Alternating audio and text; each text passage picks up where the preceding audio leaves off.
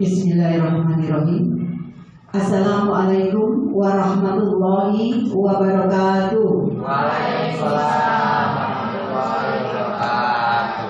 Alhamdulillahirabbil alamin wassalatu wassalamu ala asrofil anbiya'i wal mursalin wa ala alihi washabihi ajmain amma ba'du.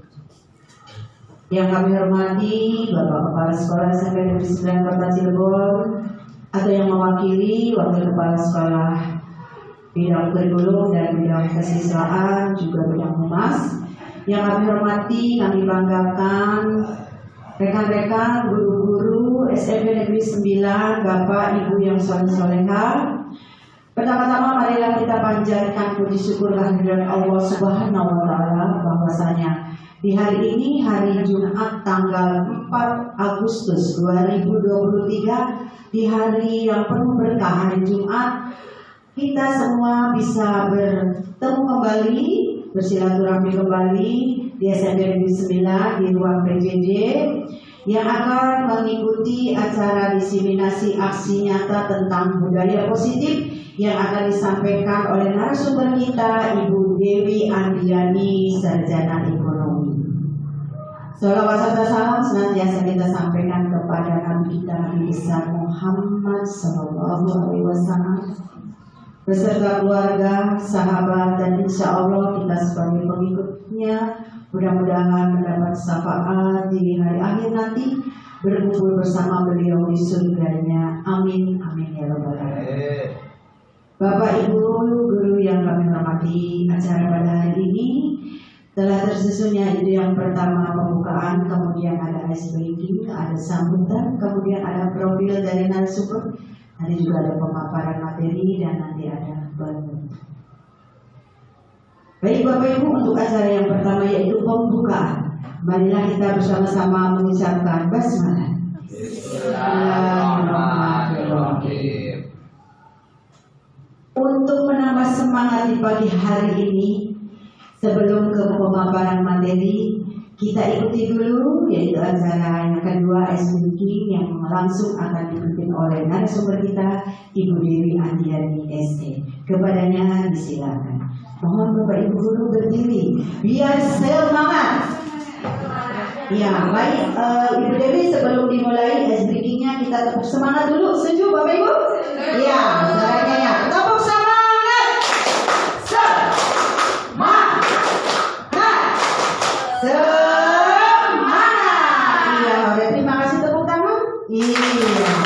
Baik, silakan Ibu Dewi untuk ice breaking. Terima kasih Bapak Ibu Bapak untuk menyegarkan suasana yang ini. Kita goyang-goyang dulu sebentar ya. Mohon nanti sambil tersenyum dan sambil menggerakkan badan. Siap ya Bapak Ibu ya? Siap. Kita ikuti.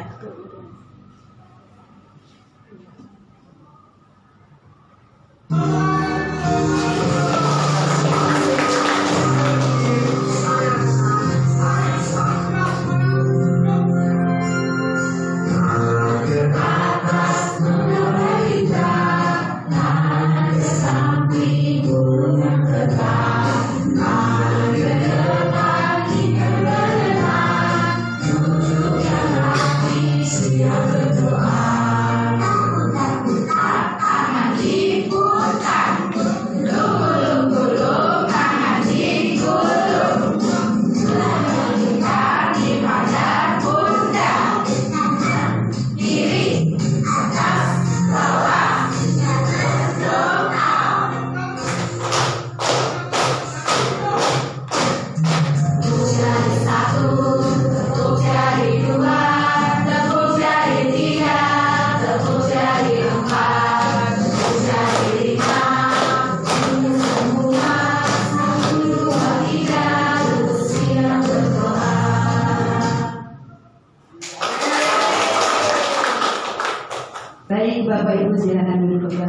terima kasih. Tepuk tangan untuk Ibu kita, Ibu Dewi yang sangat semangat sekali. Baik Bapak Ibu, kita lanjutkan. Tadi setelah kita tepuk semangat, kemudian juga ice breaking. Berikutnya, alangkah baiknya kita akan menyampaikan profil narasumber kita, ya Bapak Ibu. Nama lengkap Dewi Andiani, Sarjana Ekonomi. Tempat tanggal lahir Purwokerto 28 Desember 1974. Lulusan S1 Ekonomi Universitas Sudirman, Jawa Tengah. Baik Bapak Ibu, itu sepintas tentang narasumber kita pada hari ini yang akan memberikan materinya, pengetahuannya kepada kita semua tentang budaya positif dalam rangka diseminasi aksi nyata modul 14 CGP. Luar biasa Bapak Ibu, SMP 9 Kota Cirebon, guru penggeraknya banyak. Ya, mudah-mudahan semuanya juga bisa melaksanakannya dengan lancar, sehat, dan sukses. Untuk angkatan berikutnya nanti juga ada lagi. Baik Bapak Ibu, tidak berlama-lama, setelah tadi profil dibacakan, berikutnya sebelumnya kami sampaikan atau berikan kepada narasumber kita untuk memaparkan materi. Ya. Oh iya, lupa, ada sambutan. Sebelum pemaparan ada sambutan dulu dari Bapak Kepala Sekolah. Mohon maaf Bapak Kepala Sekolah tidak bisa hadir karena ada kegiatan dan akan diwakili oleh Wakil Kepala Sekolah Bidang Kurikulum kepada yang terhormat Bapak Nasibun Salam, dipersilakan. Bismillahirrahmanirrahim. Assalamualaikum warahmatullahi wabarakatuh. Waalaikumsalam warahmatullahi wabarakatuh. Yang kami hormati Bapak dan Ibu Wakil Kepala Sekolah, yang kami hormati Bapak dan Ibu Guru SMP Negeri 9 Cirebon, dan yang saya banggakan sekali terkhusus untuk Ibu Dewi Andiani, Sarjana Ekonomi, yang merupakan calon guru penggerak angkatan 8 dari Kota Cirebon.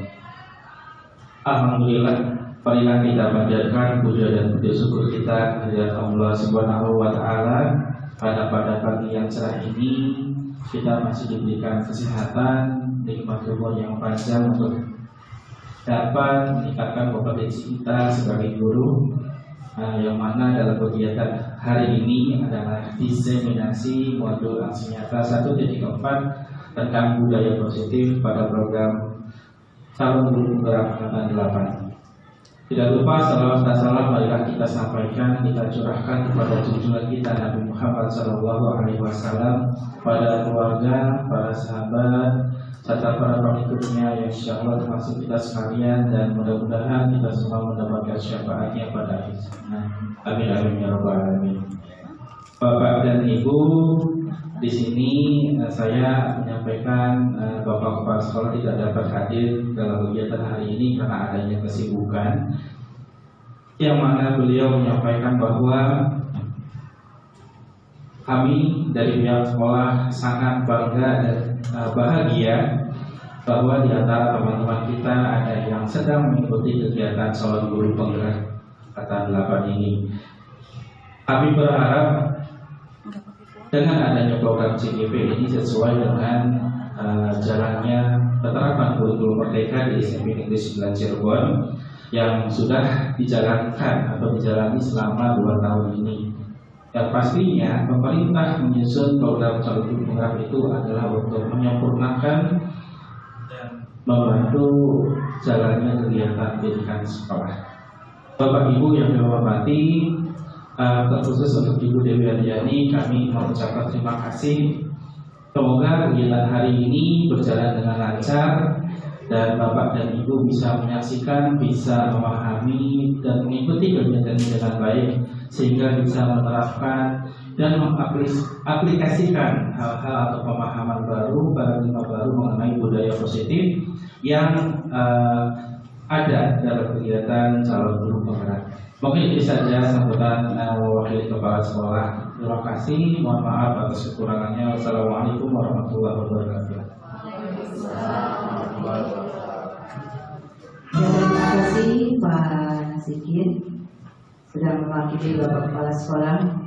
Baik Bapak Ibu, sebelum mengikuti pemaparan, ini ada kata-kata dari TGP ya. Ada saya pikir, saya rasa, saya bisa. Tergerak, bergerak, dan menggerakkan. Ya, ada apa saja di budaya positif ini? Marilah kita dengar bersama Ibu Dewi Andiani untuk memaparkan materi pada hari ini. Kepadanya disilakan.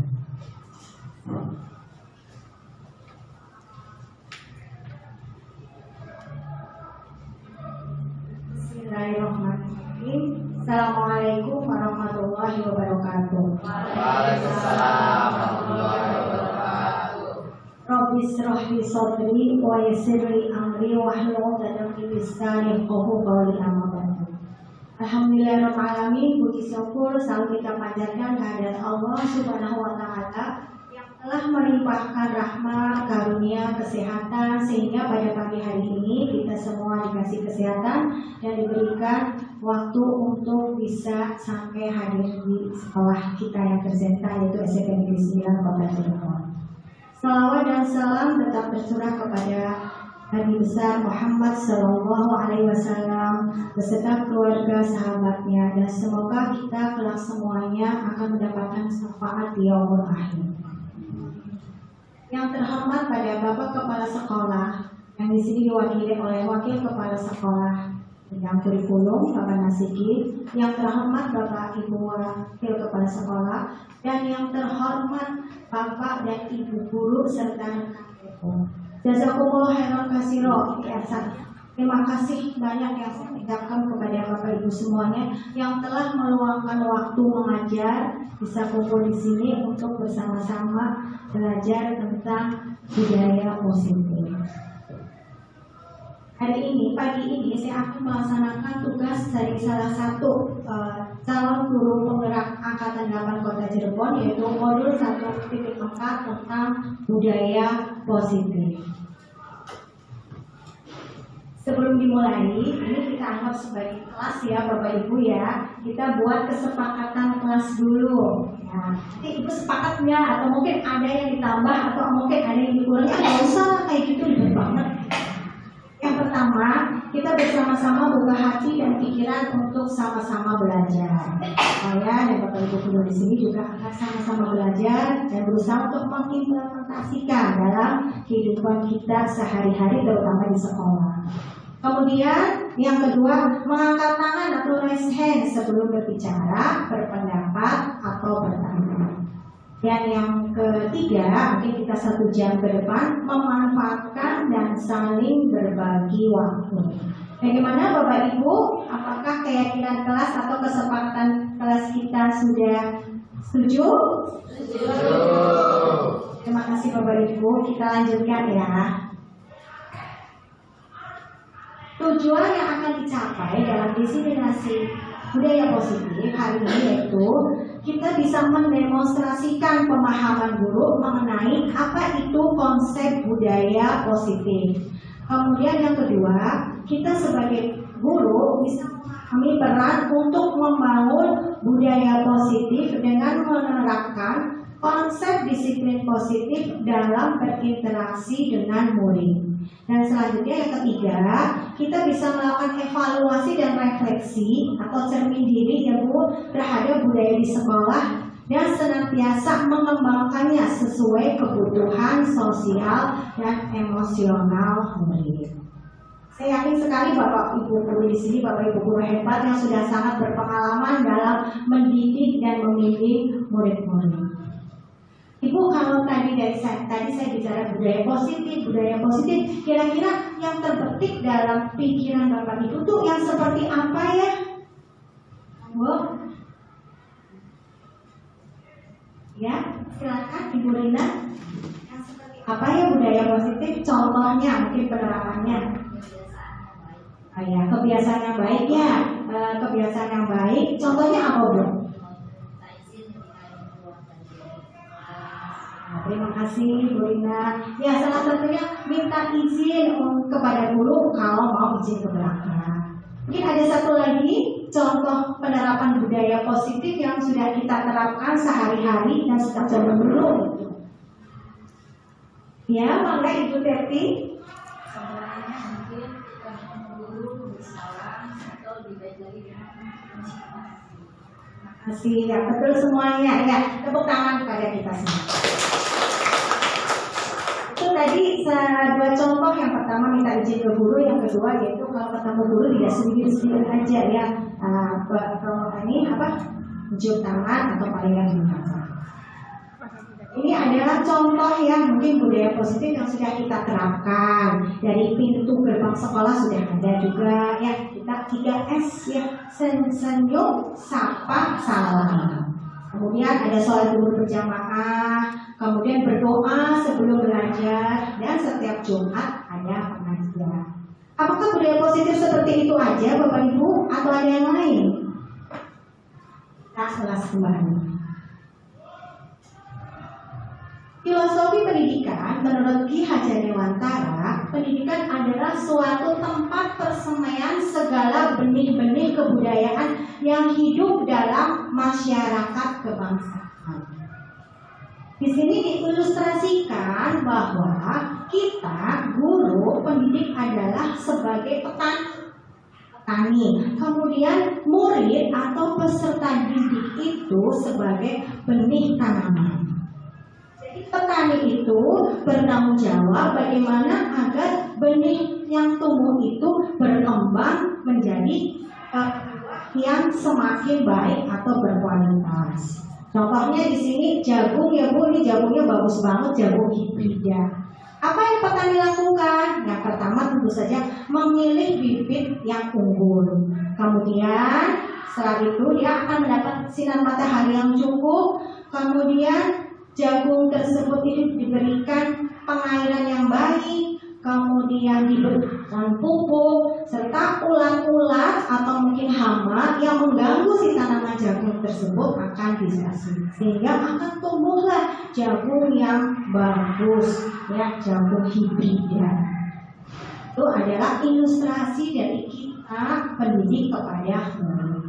Jadi bisa dijelaskan bahwa tanah ya itu tanah atau sawah itu ibaratnya sebagai sekolah kita sebagai guru. Jadi guru itu bertanggung jawab untuk menciptakan lingkungan sekolah yang aman, nyaman bagi murid-murid, sehingga suasana pembelajarannya itu menjadi baik dan proses pembelajarannya akan mudah lebih diterima. Kemudian hal-hal yang mengganggu murid, sesuatu yang membuat tekanan di lingkungan sekolah juga harus kita tiadakan ya, agar murid berkembang menjadi pribadi yang semakin baik. Dengan lingkungan yang positif, ya kita sebagai warga sekolah itu saling menjaga, kemudian saling kolaborasi, saling melindungi, maka murid-murid kita itu akan mempunyai karakter-karakter yang baik. Dari karakter yang baik tersebut akan menciptakan budaya positif. Itu adalah latar belakang adanya budaya positif. Kita lanjutkan. Materi hari ini cukup banyak ya Bapak Ibu. Mohon maaf 1 jam ke depan mendengar saya berceloteh. Konsep inti budaya positif itu terdiri dari 5 hal. Yang pertama yaitu tentang disiplin positif, kemudian motivasi perilaku manusia, yang ketiga keyakinan kelas, kemudian kebutuhan dasar manusia, 5 posisi kontrol, dan segitiga restitusi. Oke, kita akan kupas bersama-sama. Nah, sebelum kita kupas lebih dalam, ada beberapa pertanyaan pemantik. Mangga Bapak Ibu guru bisa nanti maju ke depan untuk menjawabnya. Pertanyaan pemantik. Ini Bapak Ibu guru menjawab setuju atau tidak setuju dan tolong diberikan alasannya. Yang pertama, hukuman itu dapat mendisiplinkan anak. Monggo, Bu Teti, monggo ke depan.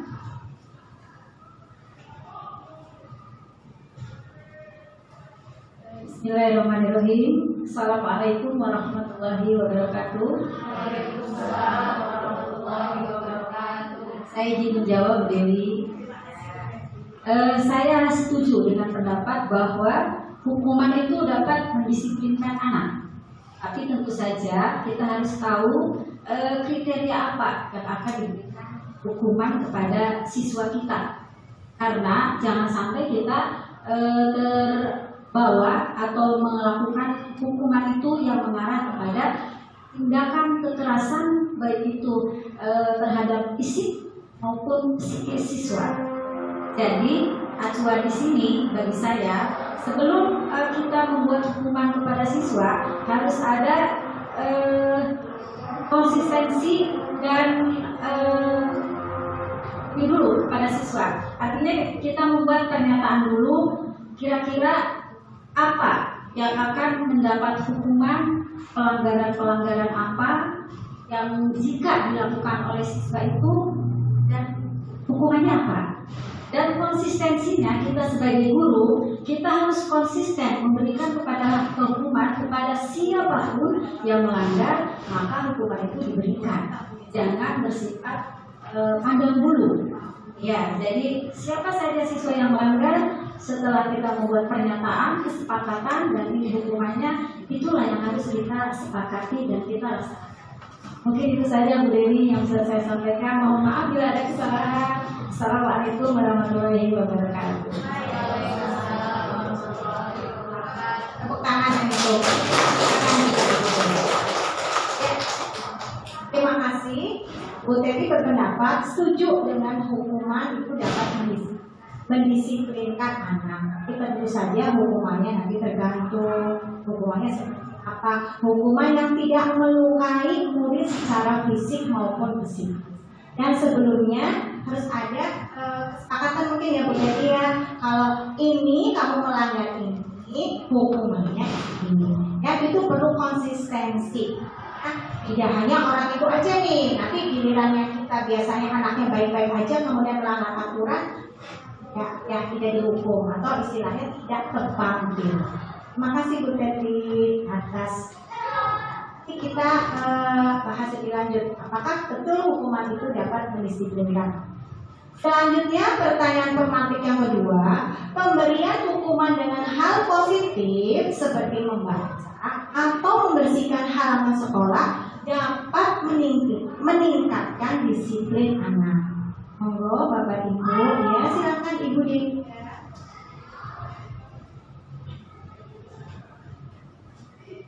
Bismillahirrahmanirrahim. Izinkan saya menjawab ya Bu Dewi. Kalau menurut saya pemberian hukuman dengan hal positif seperti membaca atau membersihkan halaman sekolah dapat meningkatkan disiplin anak. Saya setuju, namun menurut pemahaman saya antara hukuman dengan disiplin itu berbeda. Kalau hukuman menurut saya itu sebuah penalti akibat misalkan peserta didik melakukan suatu pelanggaran. Tetapi kalau kedisiplinan itu memiliki tujuan yang baik. Nah, dalam kalimat tersebut yang saya lihat seperti membaca atau membersihkan halaman itu merupakan suatu tindakan untuk mendisiplinkan anak atau peserta didik. Itu.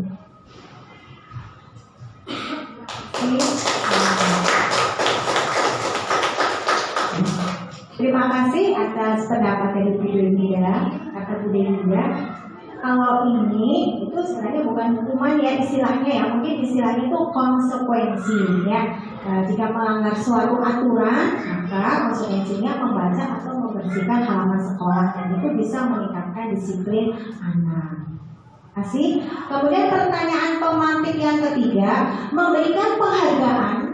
Penghargaan itu macam-macam jenisnya ya Bu, bisa juga dalam bentuk yang konkret, uang gitu ya Bu ya, kalau uang merah-merah gitu, gitu luar biasa ya. Kemudian bisa juga berupa abstrak, artinya abstrak itu tidak berupa benda konkret tapi pujian, wah rajin banget ya, cantik banget ya, dan sebagainya. Itu juga merupakan penghargaan ya. Itu katanya dapat meningkatkan motivasi belajar. Siapa yang mau menjawab pertanyaan pemantik? Masya Allah, Ibu Agni. Ya, Ibu Agni, Budi LH. Baik, assalamualaikum warahmatullahi wabarakatuh. Perkenalkan, nama saya Agni Ratniatunisa. Sebelumnya terima kasih atas kesempatan yang telah diberikan. Boleh borong Bu Dewi tiga-tiganya? Iya. Jadi yang pertama, hukuman dapat mendisiplinkan anak. Mungkin di sini kalau saya pribadi lebih kepada istilah tadi ya, konsekuensi yang tadi sudah Bu Dewi sebutkan gitu. Jadi kalau konsekuensi itu lebih kepada agar peserta didik itu tahu gitu antara kesalahan dan apa yang harus dilakukan itu untuk menyelesaikan atau memahami masalahnya itu seperti apa. Jadi lebih kepada konsekuensi gitu. Kalau misalkan yang pemberian hukuman dengan hal positif seperti membaca atau membersihkan halaman sekolah yang tadi sudah disampaikan Bu Dewuda, saya juga setuju karena lebih kepada hal yang positifnya kita melihatnya gitu supaya anak lebih disiplin, tetapi mungkin harus lebih relevan dengan kesalahan atau hal-hal yang akan kita berikan untuk mendisiplinkan anak. Misalkan kalau anak-anak tidak sholat Jumat di sekolah seperti ketentuan dari sekolah, lalu mereka diberikan konsekuensi positifnya mungkin yang berkaitan dengan kegiatan keagamaan seperti sholatnya itu harus bagaimana, misalkan membersihkannya musola gitu. Jadi yang lebih relevan dengan kesalahan yang dibuat oleh peserta didik tersebut. Dan yang terakhir, memberi penghargaan dapat meningkatkan motivasi belajar anak. Sebenarnya di sini posisinya motivasi itu ada dua. Ada internal dan eksternal begitu. Jadi keduanya itu sebenarnya boleh saja, tetapi memang yang diharapkan adalah dari dalam diri anaknya tersebut. Jadi untuk yang poin 3 sebenarnya saya setuju saja, hanya mungkin lebih ke stimulus, lebih ke tarik ulur gitu. Jadi jangan selalu sering memberikan penghargaan juga, tapi jangan juga diabaikan begitu saja atas keberhasilan yang dia capai. Baik, terima kasih atas kesempatannya. Wassalamualaikum warahmatullahi wabarakatuh. Terima kasih Bu Agni, sudah sangat lengkap sekali. 1, 2, 3 digorong kabeh. Memberi penghargaan dapat meningkatkan motivasi belajar anak. Ini itu mungkin hanya penghargaan itu berupa stimulus ya. Jadi tidak harus selalu sering dikasih penghargaan. Nanti jadi motivasinya itu motivasi berasal dari luar, bukan dari pribadi anak tersebut. Terima kasih ya, sepertinya ini belum ke materi tapi sudah pada paham. Kita lanjutkan, yaitu yang pertama yaitu tentang apa itu disiplin positif dan nilai-nilai kebajikan universal. Yang pertama yaitu tentang makna disiplin. Kalau kita mendengar kata disiplin, ya, itu disiplin ya. Itu apa ya yang terpetik dalam pikiran kita?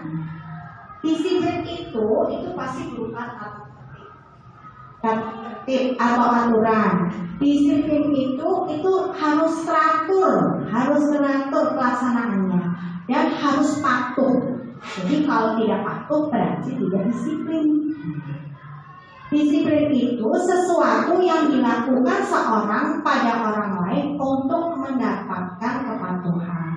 Nah, kalau nggak disiplin biasanya hubungannya dengan apa? Mendapatkan hukuman.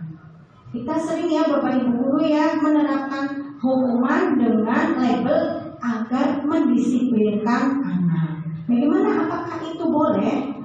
Lanjut ya Bapak Ibu guru ya.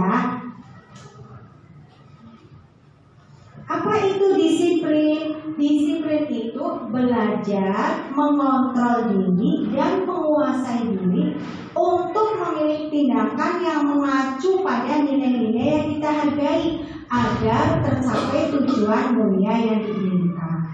Jadi kita itu kalau menerapkan disiplin itu agar menciptakan siswa yang memiliki disiplin diri. Tentu saja disiplin di sini itu kaitannya dengan hal-hal sesuatu yang baik ya. Contohnya yang paling mudah di kelas ya, kita disiplin dalam datang dan pulang tepat waktu. Datang ya jam 7, pulang ya jam 15 ya. Tidak sebelum pulang ada gurunya kabur. Itu salah satu contoh disiplin di dalam kelas. Tujuan yang bagus, yaitu tujuannya untuk tepat waktu. Kemudian apa itu nilai-nilai kebajikan universal? Nilai-nilai kebajikan universal ya, pertama dari nilai kebajikan yaitu sifat-sifat positif manusia yang merupakan tujuan mulia yang ingin dicapai setiap individu. Nilai-nilai tersebut bersifat universal dan lintas bahasa, suku, bangsa, agama maupun latar belakang. Artinya kalau nilai-nilai kebajikan universal itu sifatnya itu umum untuk seluruh manusia tanpa memandang ras ya, agama, suku, bangsa. Contoh nilai-nilai kebajikan, misalnya apa ya Bu ya? Menghargai sesama manusia. Nah, contohnya kalau di kelas itu apa ya? Oh, suka manggil-manggil nama orang tua, itu kan berarti kan tidak menghargai. Oh, suka merebut ya bekal makanan, berarti termasuk tidak menghargai. Ini kalimatnya itu universal, menghargai ya, hargai sesama manusia. Kemudian dengan mengaitkan nilai-nilai kebajikan yang diyakini seseorang, maka motivasi intrinsiknya akan terbangun sehingga menggerakkan motivasi dari dalam untuk dapat mencapai tujuan yang diinginkan. Itu berdasarkan yaitu dari Diana Clausen tahun 1998. Dengan mengaitkan nilai-nilai kebajikan yang diyakini, maka akan timbul motivasi dari dalam siswa murid sendiri untuk melaksanakan kebajikan tersebut tanpa ada pengaruh dari luar, tanpa dipaksa, tanpa diiming-imingi oleh penghargaan. Jadi benar-benar motivasi tersebut itu timbul dari dalam diri murid itu sendiri. Kemudian yang berikutnya, nilai-nilai kebajikan yang akan dicapai oleh setiap anak Indonesia yang kita inginkan ya, yaitu kita kenal dengan namanya profil pelajar Pancasila. Ada 6 dimensi ya Bapak Ibu. Ada yang tahu Bapak Ibu 6 dimensi profil pelajar Pancasila? Ya, Ibu Agni. Yang pertama apa ya Bu? Ya, beriman dan bertakwa serta berakhlak mulia. Kemudian yang kedua, diri, kemudian ada kreatif, ada bergotong royong, dari kebinekaan global serta bernama. Itu adalah nilai-nilai kebajikan universal murid kita abad 21, profil pelajar Pancasila. Itu yang diinginkan oleh semua ya Bu ya. Itu kan bahasanya bahasa-bahasa yang universal sekali ya. Selanjutnya, teori motivasi, hukuman, dan penghargaan serta restitusi. Pertama yaitu motivasi perilaku manusia. Setiap manusia itu jika melakukan sesuatu pasti ada dorongan yang mempengaruhi. Dorongan yang mempengaruhi itu memotivasinya. Bahkan murid juga jika melakukan kesalahan itu sebenarnya ada. Apa sih motivasinya itu apa? Kamu melakukan sesuatu pelanggaran? Menurut Diana Clausen dalam bukunya Restore Schooling, School Discipline menyatakan ada 3 motivasi perilaku manusia. Yang pertama yaitu untuk menghindari ketidaknyamanan. Itu adalah motivasi yang paling rendah. Jadi kalau melakukan sesuatu itu biar tidak dapat hukuman, biar kita tidak nyaman. Biasanya yang seperti itu tuh akan ada pertanyaan, yaitu apa sih yang akan terjadi apabila saya tidak melakukannya? Contoh, jika siswa datang terlambat, kenapa kamu datangnya tepat waktu? Soalnya saya takut dimarahin sama guru. takut nanti suruh pulang ke sekolah.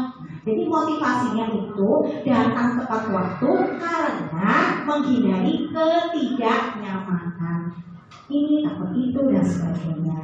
Kenapa sih kenapa sih saya kita guru ya? Kenapa sih AC-nya jam 3:30? Takut dipotong. Jadi ketidaknyamanan ya, berarti takut dipotong lumayan 5.000 juga. Motivasi perilaku yang berikutnya lebih meningkat daripada yang pertama, yaitu untuk mendapatkan imbalan atau penghargaan dari orang lain. Jadi kita melakukan sesuatu tindakan itu juga kadang ya ingin dipuji, ya ingin dihargai, ingin dibilang sesuatu yang positif. Ya, biasanya orang yang seperti itu di dalam hatinya akan bertanya, apa yang akan saya dapatkan apabila saya melakukannya? Misalnya, contoh ilustrasi di kelas. Anak-anak, nanti siapa yang berani menjawab pertanyaan ibu akan ibu kasih hadiah. Pasti anaknya tanya, hadiahnya apa bu? Hadiahnya bintang. Bintang apa sih itu bintang? Ya udah, hadiahnya uang 1.000, lumayan agak berbeda. Hadiahnya 5.000, saya yakin itu hadiah 5.000 itu bisa rebutan ya, bisa nanti terjadi huru-hara di kelas. Jadi mereka itu menjawab pertanyaan itu bukan karena ingin semakin belajar, ingin meningkatkan ilmu, tetapi ingin mendapatkan penghargaan dari gurunya. Berupa contohnya seperti itu. Setiap orang juga kadang kita seperti itu ya Bapak Ibu ya. Kenapa sih ikut seminar lumayan sih amplopnya 500.000? Coba kalau nggak ada amplopnya ya empong. Ya nggak Bapak Ibu? Ya. Nah, saya juga maksudnya. Ya kan? Selanjutnya, motivasi perilaku manusia yang ketiga, yang idealnya ya Bu ya, idealnya itu untuk menjadi orang yang mereka inginkan dan menghargai diri sendiri dengan nilai-nilai yang mereka bersaing. Jadi orang tersebut akan menjadi orang seperti apa bila saya melakukannya. Contoh, murid ya, kita bicara murid itu selalu datang tepat waktu. Bahkan mungkin dia jam 6.30 udah sampai di sekolah. Kita tanya, kok kamu setiap hari berangkatnya pagi? Padahal nggak pikir kenapa. Karena murid tersebut muridnya baik gitu ya. Dia menjawab seperti, kalau datang berangkat pagi 6:30, saya itu bisa sholat duha Bu. Kemudian yang kedua, saya itu tidak tergesa-gesa sampai sekolah tenang, tentram, dan saya bisa menyiapkan pembelajaran jam pertama dengan lebih baik. Berarti motivasinya itu berasal dari luar atau dari dalam ya Bapak Ibu? Dari dalam. Semoga kita juga jadi guru seperti itu ya Bu idealnya. Kenapa sih berangkatnya pagi? Dia lebih mempersiapkannya lebih bagus. Tidak ketuprukan. Kalau berangkatnya jam 7:10 absen aja lupa. Salah masuk kelas. Pokoknya kacau aja ya. Kacau. Ya. Nah, untuk yang tadi motivasi pertama dan kedua itu adalah namanya motivasi eksternal, motivasi yang berasal dari luar individu ya, dari luar individu. Jadi berasal dari luar tadi contohnya karena adanya penghargaan, karena adanya pujian, karena merasa tidak nyaman jika tidak melaksanakan. Motivasinya itu tidak dari diri sendiri. Sedangkan yang ketiga itu adalah motivasi yang terbaik, yaitu motivasi internal, motivasi yang berada dalam diri kita sendiri karena yakin kita percaya bahwa nilai tersebut itu memang sudah baik. Nah, motivasi internal tersebut itu juga biar kita itu bisa merdeka. Apa itu merdeka? Merdeka menurut Ki Hajar Dewantara artinya tidak hanya terlepas dari perintah, tetapi juga cakap membuat diri ya, memerintah diri sendiri.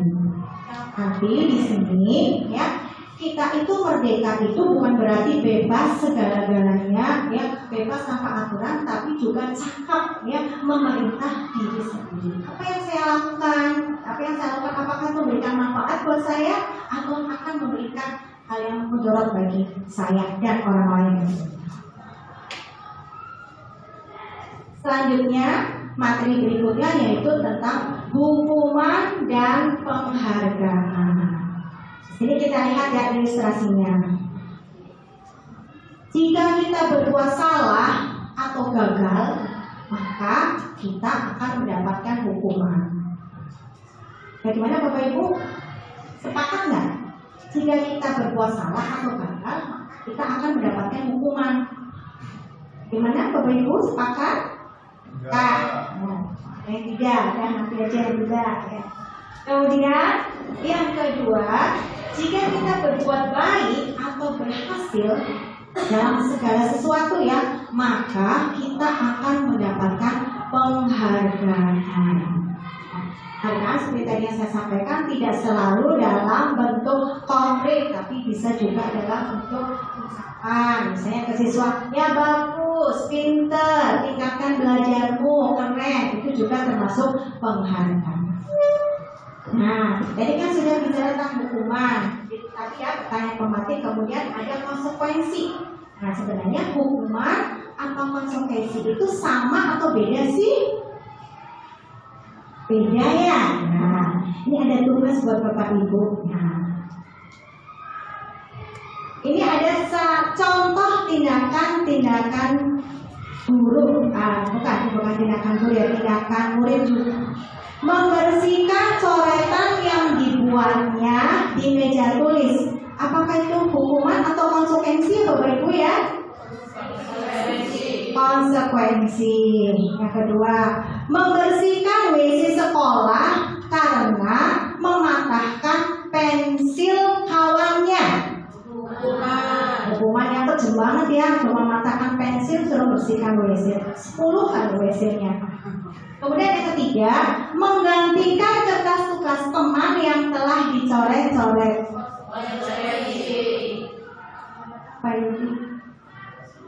Kemudian berikutnya, berdiri di depan kelas sambil mengangkat kaki satu karena tidak bisa menjawab pertanyaan. Ya. Murid diminta bertelanjang kaki sepanjang hari karena tidak menggunakan sepatu warna hitam sesuai peraturan sekolah. Kemudian membersihkan tumpahan air di meja tulis karena tersenggol pada saat belajar. Yang terakhir, lari mengelilingi lapangan basket 2 kali karena terlambat 10 menit untuk pelajaran olahraga. Nah, itu pertanyaan yang terakhir ya, itu ada konsekuensi, ada yang jawab konsekuensi, ada yang jawab hukuman ya. Kita lihat yuk kunci jawabannya. Ya, ternyata gurunya tetot.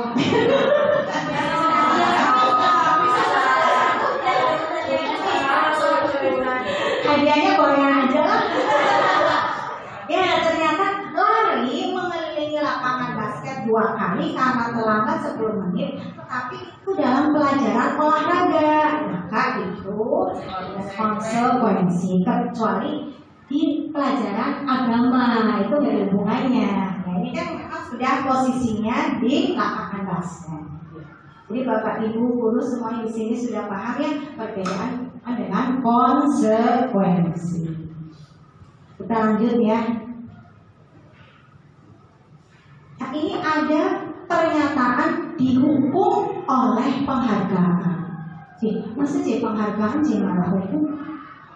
Ini menurut ahli ini ya, sosiologi yaitu Alfie Kohn tahun 1993 dalam bukunya Punished by Rewards mengatakan bahwa penghargaan maupun hukuman adalah cara-cara mengontrol perilaku seseorang yang akan menghancurkan potensi.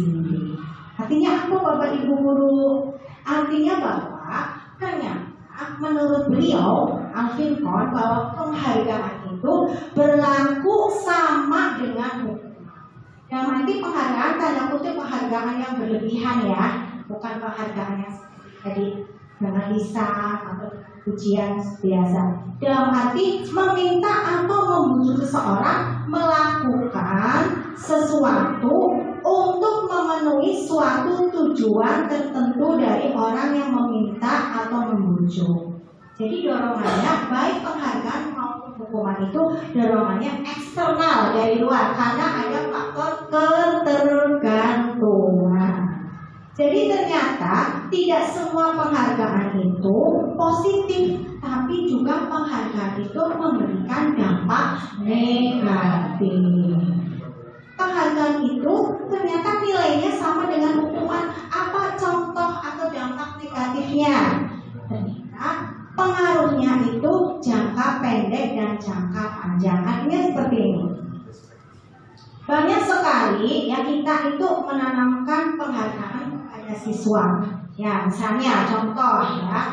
Nanti jika kamu mengerjakan tugas tepat waktu, ibu kasih jangan pinta. Ibu kasih uang 1.000. Dia selalu aja memberikan seperti itu. Suatu saat ya ibunya, gurunya itu lupa tidak membawa uang sehingga ini tadi penghargaan tadi itu tidak diberikan.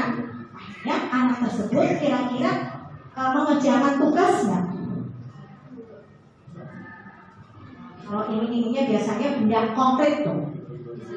Tidak ya. Jadi ternyata penghargaan itu tidak efektif dalam jangka panjang, hanya efektif dalam jangka pendek.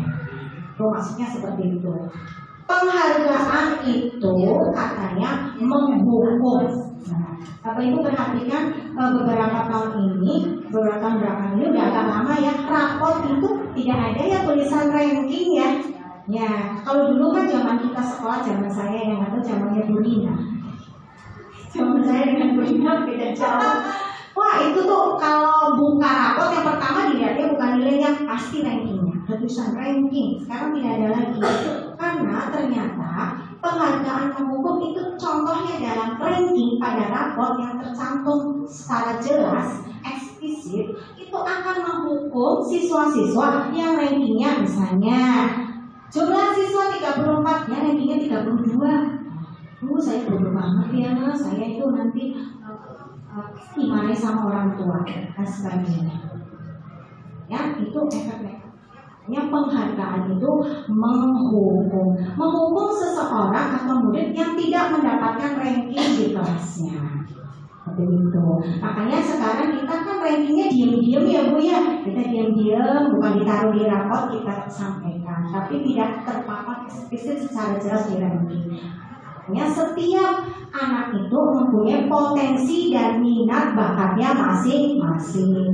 Mungkin nilai matematikanya di bawah kakaknya jauh banget, tapi dia pintar gambar. Itu kan bisa seperti itu. Atau kebalikannya, dia nggak bisa apa-apa, tapi pintar olahraga. Bahkan mungkin menjadi juara tingkat provinsi benar misalnya. Kemudian yang berikutnya, dampak negatif dari penghargaan. Yang penghargaan itu merusak hubungan. Gimana yang merusak hubungan? Contoh ya Bu ya, di kelas kita kan pasti ada yang beberapa siswa yang menonjol. Nah, arti menonjol pintar segalanya, udah pintar, baik, cantik, ganteng dan sebagainya. Ada ya. Nah, guru tersebut itu selalu memberikan pujian yang sangat berlebihan kepada siswa. Contoh, misalnya siapa ya kalau di kelas saya? Zakia, wah Zakia hebat, Zakia pintar segalanya loh. Setiap hari, setiap guru memuji-muji Zakia. Itu kan berupa penghargaan ya, walaupun secara lisan. Maka teman-temannya yang tidak memiliki keistimewaan seperti dia itu akan timbul rasa iri. Anak-anak kita juga punya perasaan Bu, jadi saya juga kadang belajar seperti introspeksi. Kadang saya kalau memuji siswa suaranya lebay gitu ya, itu aja dipuji, yang sebelahnya diem aja nggak pernah dipuji. Itu tuh anak itu ternyata menimbulkan rasa iri hati dan lama-lama akan menjadi benci kepada orang atau teman yang sering dipuji oleh setiap guru. Jadi nanti kita coba ya Bu bersama-sama. Saya juga kalau muji sekarang B aja. Ya. Kemudian yang tadi yang diem aja yang spasi banget ya itu ya ayo anak ayo kamu pinter. Padahal sebenarnya sih pertanyaannya gampang banget ya. Jadi sekali-kali juga orang murid-murid kita yang level bawah dan nanti secara kognitif juga perlu kita dapatkan penghargaan. Nah, rasa iri dan benci kepada teman yang sering mendapatkan penghargaan itu akan menjadi suasana yang menjadi tidak nyaman. Jadi cemas, dan cemas itu rusak hubungan. Seperti itu Bapak Ibu ya, sosiologi. Kemudian selanjutnya ada restitusi. Nah, restitusi adalah suatu pendekatan untuk menciptakan disiplin positif. Apa sih restitusi? Restitusi yaitu proses menciptakan kondisi bagi murid untuk memperbaiki kesalahan mereka sehingga mereka bisa kembali pada kelompoknya dengan karakter yang lebih kuat. Di dalam restitusi ini adanya proses kolaboratif atau kerjasama yang mengajarkan murid untuk mencari solusi untuk memecahkan masalah. Kemudian membantu murid berpikir tentang orang seperti apa yang mereka inginkan dan bagaimana mereka harus memperlakukan orang lain. Jadi di restitusi itu, jika seorang murid itu melanggar suatu aturan, nanti solusinya berasal dari murid itu sendiri. Tentu saja tanpa paksaan ya. Ayo apa coba? Apa? Sudah 100.000 itu 1.000 ya. Itu berarti nggak boleh, itu bukan restitusi karena ada pemaksaan. Biarlah si murid itu sendiri yang akan berpikir bagaimana cara menebus kesalahannya. Memang itu nggak gampang ya Bu, ini kan teori cuma gampang. Prakteknya luar biasa. Karena kita udah anak ini lagi. Seperti kemarin kasus lagi enak-enaknya saya lagi duduk ibu figuran Bapak Presidennya pecah gitu. Langsung yang gitu ya. Siapa yang memecahkan? Nah, main bola ternyata Presiden ini pelajaran kosong. Nah, ternyata seseorang yang memecahkan. Ceritanya saya itu lagi raja sabar gitu ya. Sini nak, siapa yang memecahkan? Dia yang mengakui. Terus kalau menurut kamu kalau pecah, bagaimana bisa kembali ya? Enggak, jadi gimana caranya? Ternyata mungkin pada saat itu anak yang pecahkannya itu anaknya yang baik. Ya Bu, nanti saya akan mengganti figuran dengan figuran yang bagus. Terus, tapi saya nggak tahu Bu, beli figurannya di mana? Saya tunjukkan di pasar lagi. Ibu nggak pernah ke pasar lagi. Ya udah, jadi ibu saya titip aja ya Bu, uangnya ke ibu. Boleh. Jadi saya ke kelas, alhamdulillah si anak tersebut membawa uang. Bu, ini buat beli figuran. Alhamdulillah. Bisa ya, tanpa saya teriak-teriak gitu. Biasa gitu ya, teriak saja. Seketika restitusi datang sendiri. Mungkin saat itu saya sih berusaha anaknya memang lagi yang baik. Mungkin kalau anak yang bandel sih biasa ya, saling menyalahkan ya. Jadi restitusi itu solusinya itu berasal dari siswa itu sendiri. Biarlah siswa nanti yang akan memikirkan bagaimana cara menebus kesalahan yang tadi saya lakukan. Ini di sini ada sebuah tabel perbedaan hukuman, konsekuensi dan restitusi. Banyak banget ya Bapak Ibu, tidak usah dikupas satu persatu. Yang pertama aja ya, kenapa sih hukuman itu dikatakan identitas gagal? Ya, tapi identitas gagal karena memang hukuman itu mestinya tidak boleh dilaksanakan, dianggap gagal. Hukuman, sedangkan konsekuensi dan restitusi itu termasuk salah satu bagian dari disiplin, yaitu labeling identitas sukses. Nanti kalau melakukan konsekuensi atau restitusi dikatakan sukses. Apa perbedaan yang pertama? Kalau hukuman itu sesuatu yang menyakitkan itu harus terjadi. Kan kalau dihukum saja hukuman secara arti negatif ya. Misalnya lari 10 kali lapangan basket pada saat pelajaran agama tidak diikuti sampai pingsan anaknya misalnya, kan itu benar-benar menyakitkan ya, dan itu akan terkenang sampai tua ya. Memori-memori yang tidak baik itu sebenarnya lebih tertanam ya Bapak Ibu ya di dalam hati dibandingkan memori yang buruk ya. Seperti contohnya ini ini aja ada cerita masa lalu saya. Waktu SMP saya pernah dilempar penghapus oleh guru bahasa Inggris karena saya apa Bapak Ibu ngobrol baik ya. Memang dari dulu doyan ngobrol itu, Masya Allah Bu, saya sejak itu saya benci banget, bukan sama gurunya lagi, sama pelajarannya. Itu terlalu memorinya tuh ini, kalau saya tuh kaget malu kayak apa sih dilempar. Ini ya belum ada whiteboard ya, jadi kan itunya sih kapurnya tuh ya emang sih nggak kebuka, tapi kan itu bikin shock seminggu. Ya itu satu hukuman ya, kan sebenarnya bisa ditegur gitu ya, tapi itu langsung memang itu luar biasa ya. Jadi itu akan tertanam di memori. Sesuatu yang buruk itu lebih tertanam di memori kita daripada sesuatu yang baik. Betul nggak Bapak Ibu? Ya, apalagi Bapak Ibu guru yang mungkin usianya seusia saya gitu ya, itu memorinya itu memori yang buruk aja yang tertanam ya, lebih dalam daripada memori yang baik. Kemudian kalau konsekuensi itu berarti sesuatu harus terjadi. Tadi contoh, jika menumpahkan gelas ke meja temannya, tentu saja konsekuensinya kembali lagi ke bersih. Kemudian restitusi itu tadi merupakan pilihan bagi anak ya, anaknya sendiri yang akan memilih bagaimana solusinya, bukan dari kita sebagai guru. Ya, yang kedua, tidak nyaman untuk murid atau anak untuk jangka waktu panjang. Itu ya tadi ya, seperti yang jadi pengalaman saya dilempar penghapus itu sampai sekarang juga masih ingat aja, penghapusnya warna biru ya, terus itu kapurnya nempel dan membuat saya shock ya. Kemudian kalau konsekuensi memang tidak nyaman sih buat anak, tapi hanya sebentar saja atau jangka pendek. Sedangkan restitusi menguatkan untuk murid atau anak dalam jangka waktu panjang. Artinya tadi solusinya berasal dari anak dan nanti ya menguatkannya jangka yang panjang. Nanti anak akan seperti itu terus jika misalnya suatu saat melakukan kesalahan. Dia akan berpikir, oh iya ya kemarin berhasil, apa ya sekarang solusinya untuk menebus kesalahan saya.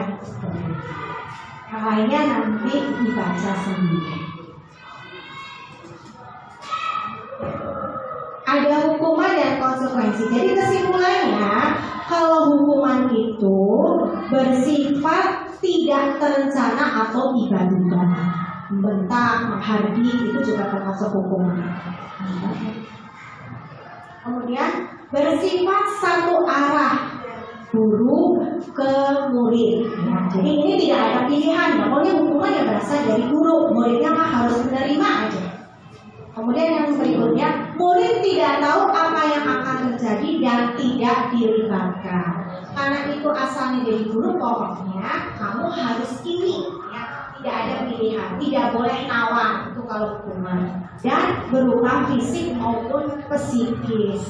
Fisik tadi dengan misalnya harus lari, harus mengganti dengan uang yang mungkin berlebihan, maupun psikis. Psikis berarti tadi menghardik, kemudian memecah, mengintimidasi, itu juga termasuk dari hukuman. Bagaimana dengan konsekuensi? Kenapa tadi dikasih label positif? Karena konsekuensi merupakan salah satu cara untuk membuat murid menjadi disiplin positif. Di sini guru itu hanya memonitor saja, bersifat terencana, kemudian sudah disepakati. Dalam hal ini murid itu sudah tahu ya, oh ya kalau kamu melanggar suatu aturan ini, maka konsekuensinya tidak ujuk-ujuk ya. Kemudian jangka waktunya pendek dan terukur. Artinya terukur, jadi tidak berlebihan. Jadi semua siswa bisa melakukannya. Selanjutnya yaitu materi berikutnya, yaitu tentang keyakinan kelas. Apa sih keyakinan kelas atau sekolah?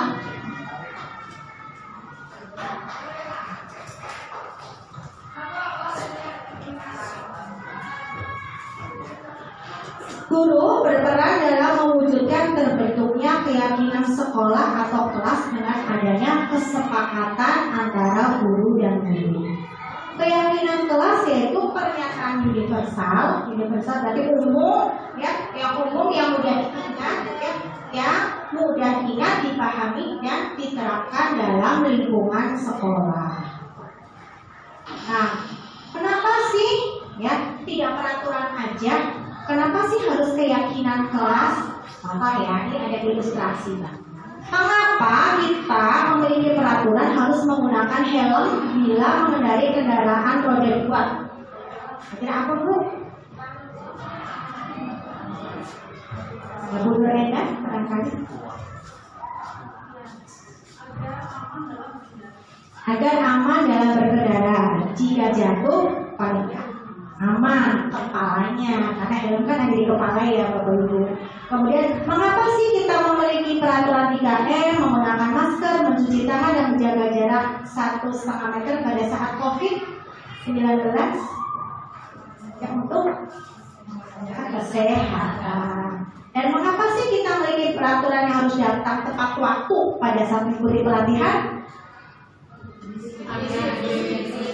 Menghargai diri sendiri, bukan karena nanti dipotong itunya ya Bu ya, amplopnya ya Bu ya, kan ya. Nah, itu semuanya adalah untuk mendukung motivasi intrinsik kembali ke nilai-nilai atau keyakinan yang lebih menggerakkan seseorang dibandingkan mengikuti serangkaian peraturan-peraturan.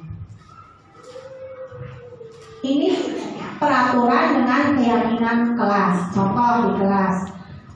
Peraturan ya, kembalikan buku ke tempatnya. Keyakinan kelas berarti ada satu kalimat yang umum, berarti kalimatnya tentang tanggung jawab. Kemudian dilarang ganggu temannya, berarti menghormati orang lain. Hadir di sekolah 15 menit sebelum pembelajaran dimulai, berarti menghormati orang lain dan berkomitmen. Dan selanjutnya, misalnya jangan berlari di kelas atau koridor yang terakhir, berarti keyakinan kelasnya berupa keselamatan dan keamanan. Nah, yang tadi materi tersebut itu bisa dibuatkan dalam sebuah diagram. Yang paling kecil yaitu peraturan kelas, peraturan bersifat kalimat-kalimat negatif akan dirubah menjadi keyakinan kelas. Kemudian keyakinan kelas di setiap kelas akan membentuk lingkungan positif di sekolah tersebut. Nah, lingkungan positif tersebut yang akan membentuk budaya positif. Jadi itu urut-urutannya dalam diagram seperti itu. Selanjutnya, bagaimana sih cara membuat keyakinan kelas? Ya, seperti biasa yang pertama mencurahkan pendapat tentang peraturan yang perlu disepakati. Anak-anak, kita sih maunya kelasnya mau seperti apa ya? Masih anak dikasihkan kertas, sudah nggak usah nyontek, ini bukan ulangan. Kamu pengennya kelasnya seperti apa? Kamu kepengen lingkungan kelasnya seperti apa? Nah, setelah itu mencatat semua masukan di papan tulis dan mengganti kalimat negatif menjadi positif. Contoh kalimat negatif, jangan buang sampah sembarangan. Itu jangannya nanti dihapus. Jangan manggil-manggil nama orang tua. Kemarin banyak di kelas saya yang mungkin kebiasaan waktu SD. Jangan suka manggil-manggil nama orang tua. Nanti jangan. Jangan membuang sampah sembarangan. Jangan meletakkan barang bukan pada tempatnya. Kemudian jangan-jangan itu dihapus. Kemudian setelah itu tinjau kembali daftar curah pendapat yang sudah dicatat dan tinjau keyakinan kelas bersama-sama. Nanti dikelompokkan. Misalnya ada yang bullying, kemudian ada yang kebersihan, kemudian ada yang menghargai dan sebagainya. Dan yang terakhir menandatangani keyakinan kelas dari guru dan murid. Setelah itu tempelkan di dinding kelas kita yang mudah dilihat sehingga semua warga kelas melihat dan memahami. Ini contoh keyakinan kelas yang sudah jadi. Nah, itu yang pertama, contohnya bekerja sama menjaga kebersihan kelas, kemudian menjaga dan meletakkan barang sesuai tempatnya, mengerjakan tugas tepat waktu, saling peduli dan membantu sama lain, menghormati dan menghargai guru dan teman. Itu contoh keyakinan kelas 9 ini. Dan yang sebelahnya tanda tangan, ini belum tanda tangan ya. Setelah itu ditempel di kelas. Kelasnya Bu Nur Endah juga sudah ada ya, Bu Nur Endah. Tapi kelasnya Bu Nur Endah luar biasa besar banget. Besar banget, hampir seperempat dinding. Iya, kesetannya siapa yang buat? Ya, benar yang udah mempraktekannya. Ya, Bapak Ibu sudah bosan ya sama ceramah aja. Kebutuhan dasar manusia dan dunia berkualitas. Kita sebagai manusia itu memiliki kebutuhan dasar. Semua yang kita lakukan adalah untuk memenuhi kebutuhan dasar. Begitu pula murid. Jika murid melakukan suatu pelanggaran atau kesalahan, berarti ada kebutuhan dasar yang belum terpenuhi, atau istilahnya kebutuhan dasar yang gagal. Apa itu kebutuhan dasar? Apa aja? Yang pertama tentu saja bertahan hidup atau survival. Kemudian ada kebebasan atau freedom. Kemudian ada kekuasaan atau power. Kemudian kasih sayang dan rasa diterima, love, belonging, dan kesenangan atau fun. Kita ulas satu persatu ya Bapak Ibu. Yang pertama yaitu kebutuhan bertahan hidup. Itu yang utama ya, kita utamanya itu atau di ekonomi itu kebutuhan primer ya. Kalau tidak terpenuhi maka mati. Apa itu fisiologis berupa makan, pakaian, rumah, kesehatan. Selain itu ada juga kebutuhan biologis, misalnya kebutuhan memiliki pasangan, memiliki anak, dan kebutuhan aman ya. Dan yang kedua yaitu kebutuhan kasih sayang dan rasa diterima. Kita kepengen ya Bu ya, kasih sayang dan rasa diterima ya, yaitu meliputi kebutuhan akan hubungan dan koneksi sosial, yaitu memberi dan menerima kasih sayang menjadi bagian dari suatu kelompok. Ya, biasanya murid di kelas yang membutuhkan kasih sayang itu ciri-cirinya caper gitu ya, cari perhatian gitu ya, entah itu dia jelalatan, entah itu dia teriak-teriak, itu biasanya tuh pengen cari perhatian baik dari guru maupun temannya. Kemudian selanjutnya ada kebutuhan penguasaan atau pengakuan atas kemampuan, keinginan untuk dihargai oleh orang lain, untuk didengarkan dan menguasai suatu kompetensi. Kadang kita ingin menunjukkan eksistensi diri kita biar orang lain itu merasa wow, ternyata dia punya kompeten ya di bidang ini, di bidang itu. Dan yang berikutnya yaitu kebebasan atau pilihan. Kebutuhan akan kemandirian, kemudian otonomi, memiliki pilihan dan mengendalikan arah kehidupan seseorang. Jadi ini bebas kardewan. Kemudian yang terakhir yaitu kebutuhan akan kesenangan atau merasa senang. Itu keinginan untuk kebutuhan untuk mencari kesenangan, bermain dan tertawa. Jadi itu adalah 5 kebutuhan dasar manusia. Contoh ilustrasi, misalnya di suatu kelas ya, si Doni itu ada kejadian, misalnya Doni itu selalu merebut ya, secara merebut dari paksa, mengambil bekal makan siang teman. Kemudian temannya yang bekal siangnya diambil secara paksa lapor kepada wali kelasnya, Bu Rina, contohnya wali kelas. Kira-kira Bu Rina itu bagaimana ya tindakannya Bu Rina pada Doni? Langsung menegur, tak tanya alasannya apa sih? Ya, kayak alasannya Bu Rina ya, pasti dipanggil si Doni, kemudian ditanya mengapa mengambil bekal makanan siang secara paksa. Saya jika Doni itu jawabannya, Bu, saya tuh ngambil bekal itu karena ibu saya tidak bawa bekal makanan dan saya itu tidak bawa uang. Kira-kira Doni itu kebutuhannya apa yang tidak terpenuhi? Kebutuhan apa, Bu? Tadi kalau makan kebutuhan apa?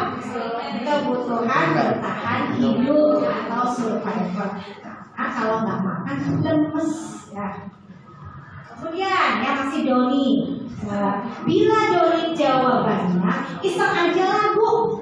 Kira-kira iseng aja lah, Bu. Kira-kira kebutuhan apa Doni kalau iseng ingin membuat temennya ketawa? Semangat. Kebutuhan akan kesenangan. Mungkin dia malah senang melihat temannya cemberut. Bagi dia kecemberutan, ekspresi cemberut temannya itu akan membuat dia akan merasa senang. Kan ada yang seperti itu ya, bukannya takut malah senang ya. Bila Doni itu menjawab, bosan soalnya ibunya tuh ngasihnya mie aja. Berarti kebutuhan akan apa ya yang tidak terpenuhi oleh Doni?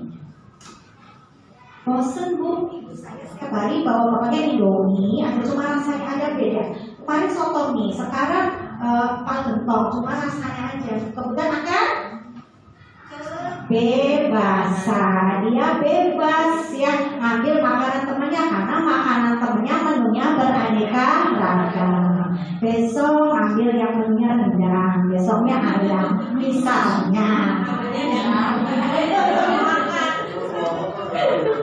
Itu ada sekedar contoh. Jadi pada saat anak kita, murid kita itu melakukan pelanggaran, berarti ada satu kebutuhan dasar yang belum terpenuhi atau mungkin beberapa. Atau namanya identitas gagal. Jadi kita tanyakan mengapa, kemudian kita cari solusinya seperti apa.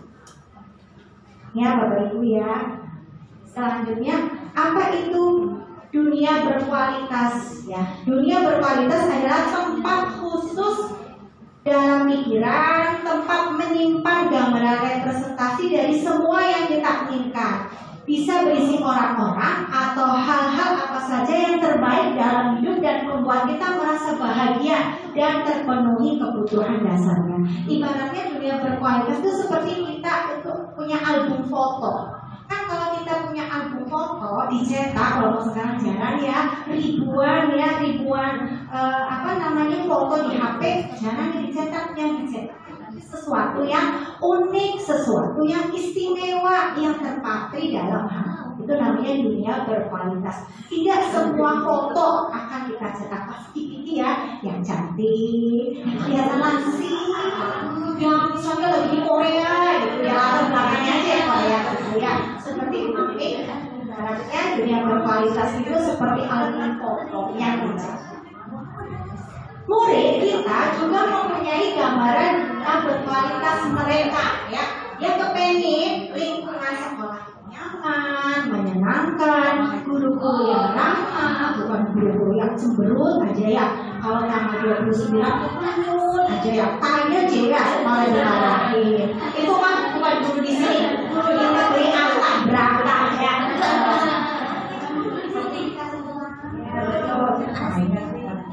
Tentunya sebagai guru kita juga ingin mereka memasukkan hal-hal yang bermakna dan nilai kebajikan yang hakiki ke dalam dunia berkualitasnya murid. Ya, jadi memang tanggung jawab guru itu bukan hanya transfer ilmu mah gampang ya Bu ya. Sekarang di HP juga semua ada, tapi mendidik, memberikan kenyamanan, kemudian ketertiban di sekolah, senang sama gurunya. Jadi kalau gurunya kosong bukan hore, tapi ya tapi itu jarang ya Bu, masih jam kosong. Selanjutnya yaitu ada 5 posisi kontrol. Nah guru itu ternyata mempunyai posisi kontrol, ada 5 ya, yaitu sebagai penghukum, pembuat rasa bersalah, sebagai teman, sebagai pemantau, dan sebagai manajer. Apa perbedaannya? Ya, contohnya saya sampaikan satu aja ya. Contohnya penghukum ya, guru penghukum itu ciri-cirinya ya menghardik, kemudian menunjuk ya, kemudian menyakiti, menyindir ya, ngomongnya mah halus tapi nyelekit ya, sepedes cabai, kemudian membuat orang merasa bersalah, berceramah dan mengatakan seharusnya kecewa dan sebagainya. Kemudian guru posisi kontrol berikutnya itu sebagai teman, membuatkan alasan-alasan. Jadi ini levelnya tuh guru levelnya kayak teman deket banget ya. Jadi SKSD aja sok kenal sok dekat ya. Kemudian pemantau, menghitung dan mengukur. Jadi kalau posisi guru sebagai pemantau selalu apa aturannya, konsekuensinya apa, hukumannya apa. Dan yang berikutnya yaitu manajer. Kalau manajer identitasnya berhasil atau sukses dan kontrolnya dari dalam atau intrinsik, yaitu dengan mengajukan pertanyaan-pertanyaan yang tepat. Untuk lebih jelasnya, apa itu perbedaan kelima posisi kontrol tersebut, kita saksikan video berikutnya.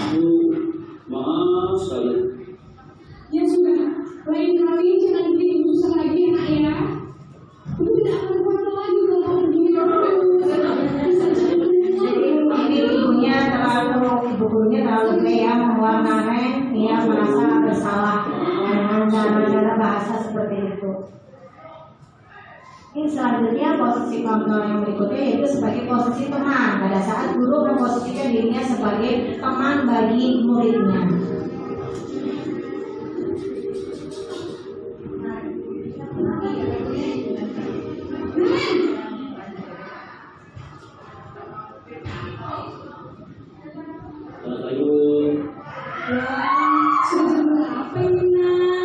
Punya berubah menjadi guru yang ramah tamah. Iya Bu, habis guru saya udah mengajar saya Bu. Kamu malah menyalahkan ibu kamu.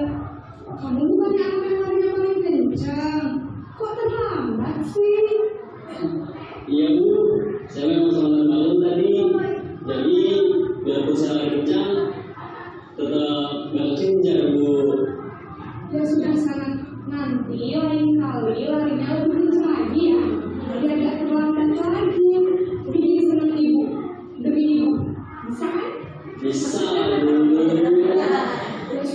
nggak ya guru dari 9 seperti ini?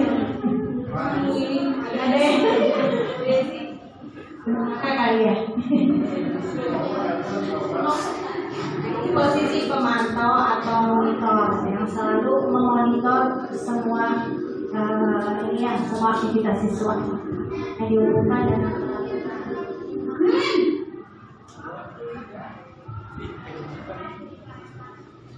Selamat pagi Bu. Nah, Rem, apa peraturan sekolah kita tentang jam berapa kita harus masuk sekolah? Kita harus di sekolah jam 7. Iya betul, sekarang sudah jam 7.20. Kalian sudah tahu konsekuensinya jika anak saya? Kamu, saya harus tinggal kelas pas jam istirahat selama 20 menit. Iya benar, konsekuensinya demikian. Jadi nanti jam 9.30 pas istirahat, kamu harus tinggal di kelas, kerjakan tugas tambahan untuk ketertinggalan kamu, ya? Baik Bu. posisi yang terakhir yaitu posisi yang kelima yaitu sebagai manajer. Nah, kita lihat apa perbedaannya dari posisi berikut ke posisi sebelumnya.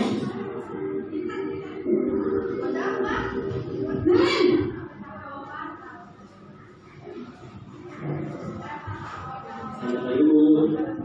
Selamat pagi, Rem. Maaf Bu, saya terlambat. Iya, sekolah masuknya jam 7, sekarang sudah jam 7.20. Jadi sekarang bagaimana ya, Rem? Maaf Bu, saya lupa sama saya semalam. Baiklah, menurut kamu, kira-kira sekolah yang mana yang perlu kamu tingkatkan? Menghargai diri sendiri dan orang lain kita Bu. Setuju. Jadi, apakah Rem meyakini prinsip saling menghormati tersebut? Iya Bu, saya meyakininya. Apakah Rem bisa memperbaiki masalah keterlambatan ini? Bersedia Bu. Bagaimana kamu akan memperbaiki masalah keterlambatan ini? Saya akan coba untuk tinggal rumah menyetel alam saya Bu. Baik, kalau kalian lupa menyetel di rumah, ada orang yang kira-kira bisa bantu mengingatkan tidak? Ada Bu, kata saya, Kak Emma. Ada lagi selain Kak Emma?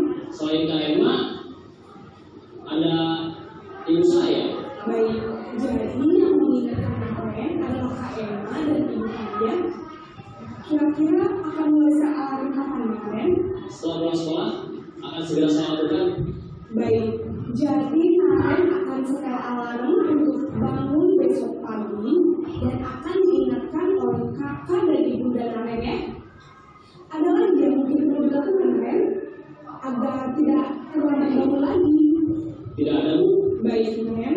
Terima kasih untuk kerjasama kamu. Sekarang kamu perlu kembali ke kelas untuk belajar. Baik Bu, terima kasih.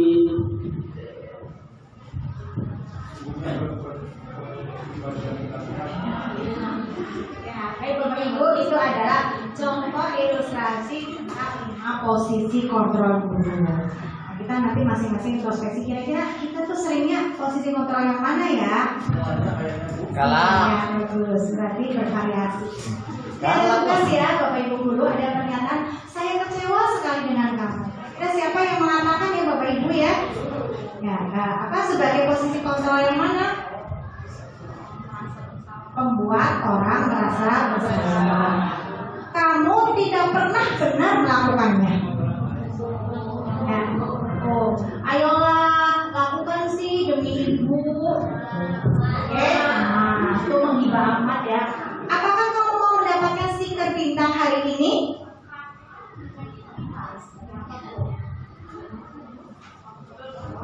Pas ya. Bagaimana kamu bisa menyelesaikan masalah ini? Kamu selalu yang paling terakhir. Jawabannya.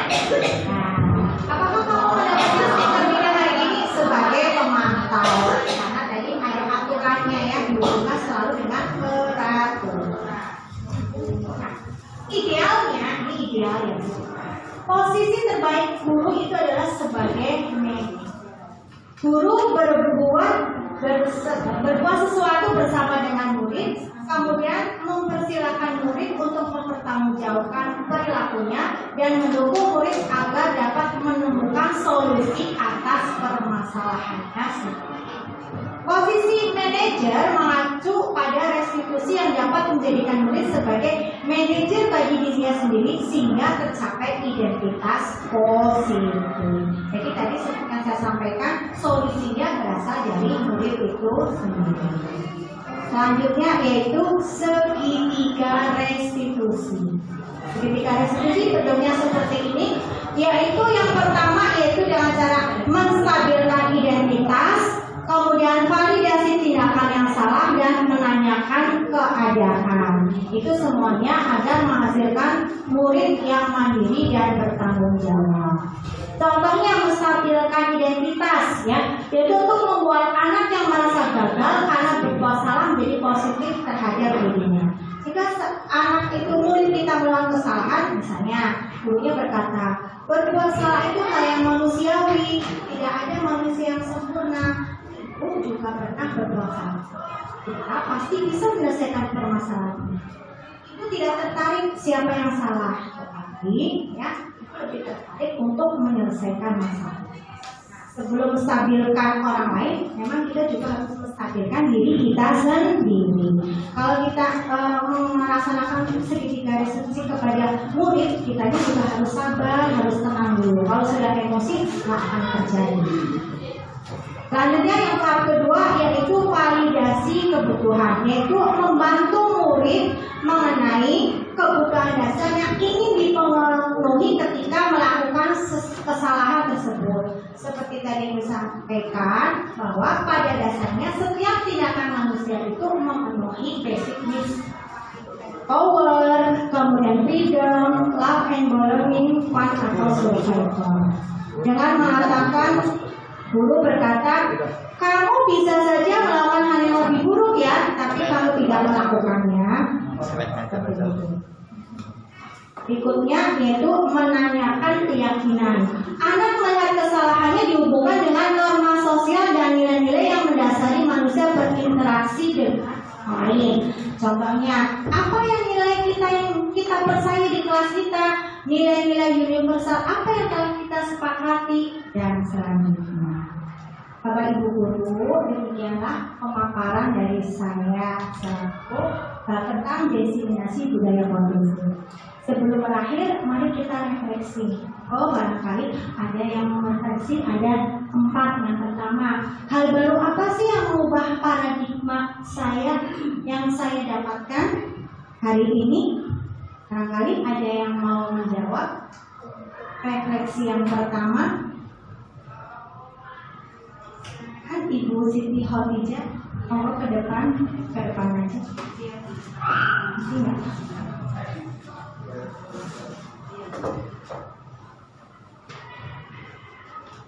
Terima kasih Bu Dewi atas kesempatannya. Izinkan saya untuk merefleksi bagian yang pertama, yaitu hal baru apa yang mengubah paradigma saya yang saya dapatkan di hari ini. Ini luar biasa sekali. Banyak pengetahuan yang saya dapatkan, terutama adalah kita tidak boleh menghukum anak, yang ada adalah konsekuensi, dan harus menciptakan budaya positif, tercipta dari lingkungan yang positif, dari pembiasaan-pembiasaan yang positif. Ini Bu, terima kasih. Assalamualaikum warahmatullahi wabarakatuh. Terima kasih Bu Wati yang melakukan merefleksi diri. Kemudian refleksi yang kedua, perasaan apa sih yang muncul selama mengikuti sesi ini, khususnya mengenai disiplin dan motivasi intrinsik. Siapa yang mau melakukan refleksi? Anggap Bapak Ibu Guru, Bu Intan.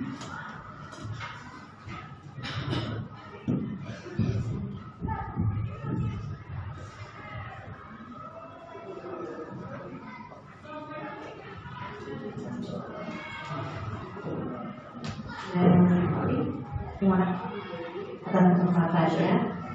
Teman-teman, saya akan merefleksikan mengenai pertanyaan yang kedua, yaitu perasaan apa yang muncul selama mengikuti sesi ini, khususnya mengenai makna disiplin dan motivasi intrinsik. Alhamdulillah dari pemaparan yang tadi Bu Dewi sampaikan, saya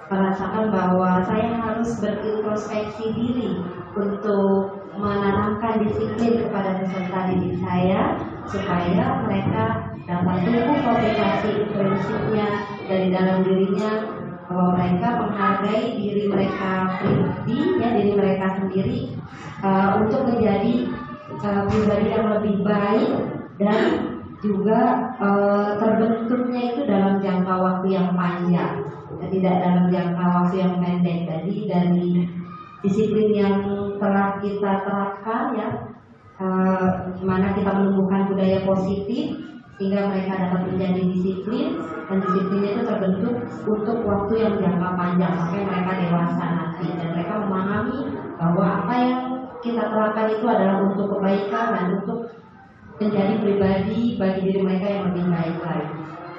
Dan terima kasih untuk teman-teman. Kemudian berikutnya refleksi yang ketiga dan keempat, jadikan satu aja ya Bapak Ibu ya, karena waktunya juga sudah. Peran AMO seperti apakah yang telah saya lakukan selama mengikuti pembelajaran, mengikuti modul ini? Maaf, ini masih belum diganti karena modulnya. Saya akan menjadi AMO yang seperti apakah setelah mengikuti modul ini? AMO di sini berarti diartikan sebagai guru ya, karena guru itu adalah sebagai menuntun, mendidik dan membimbing. Maka Bapak Ibu diborong aja untuk refleksi 3 dan 4. Monggo Bu Dewi.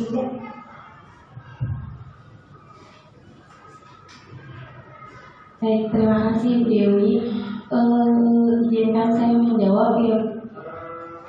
Kalau menurut saya peran AMO seperti apakah yang saya telah lakukan selama ini, mungkin begitu ya. Merasa dalam seperti tayang video tadi, saya sudah berperan dari semua, dari pemberi hukuman, kemudian sampai akhirnya yang terakhir itu manajer ya, sebagai manajer. Nah itu semua sudah saya lakukan. Nah kemudian untuk menjawab pertanyaan terakhir, saya akan menjadi AMO yang seperti apakah setelah mengikuti kegiatan ini. Nah dari ilmu yang tadi sudah dipaparkan Bu Dewi, saya rasa saya akan berusaha akan menjadi AMO yang sebagai manajer, betul, gitu. Kenapa? Ya karena kalau lebih dapat menstabilkan peserta didik. Itu saja mungkin. Terima kasih. Terima kasih ya Bapak Ibu guru yang telah mengikuti diskusi. Demikian pemaparan penerapan budaya positif di SMP Negeri 9 Kota Cirebon. Ibu guru, mari kita terapkan dan kembangkan budaya positif di sekolah. Ya, dan terima kasih. Wabillahi taufiq wal hidayah. Wassalamualaikum warahmatullahi wabarakatuh.